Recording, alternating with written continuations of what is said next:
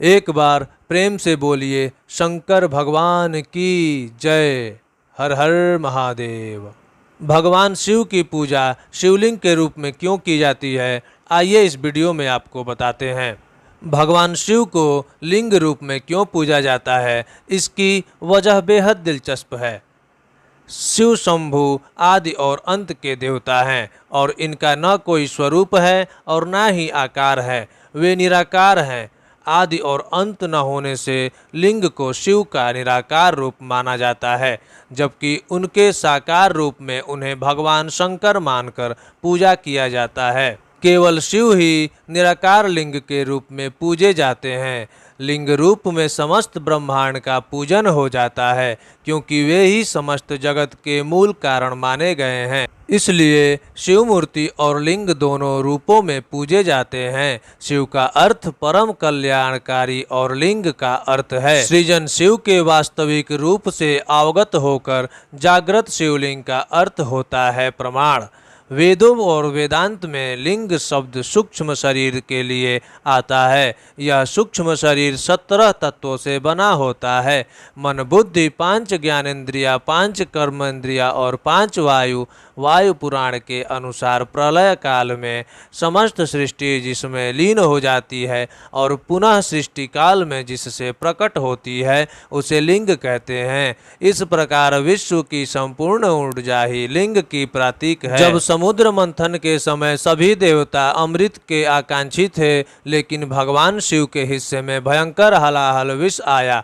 उन्होंने बड़ी ही सहजता से सारे संसार को समाप्त करने में सक्षम उस विष को अपने कंठ में धारण किया था तथा नीलकंठ भी कहलाए। समुद्र मंथन के समय निकला विष ग्रहण करने के कारण भगवान शिव के शरीर का दाह बढ़ गया। उस दाह के शमन के लिए शिवलिंग पर जल चढ़ाने की परंपरा प्रारंभ हुई, जो आज भी चली आ रही है। श्री शिव महापुराण के सृष्टि खंड अध्याय 12 श्लोक 82 से 86 में ब्रह्मा जी के पुत्र सनत कुमार जी वेद व्यास जी को उपदेश देते हुए कहते हैं कि हर गृहस्थ को देहधारी शुद्ध गुरु से दीक्षा लेकर पंचदेवों श्री गणेश, सूर्य, विष्णु, दुर्गा, शंकर की प्रतिमाओं में नित्य पूजन करना चाहिए, क्योंकि शिव ही सबके मूल है। शिव की पूजा करने से सभी देवताएं तृप्त हो जाते हैं, परंतु सभी देवताओं को तृप्त करने पर भी प्रभु शिव तृप्त नहीं होते।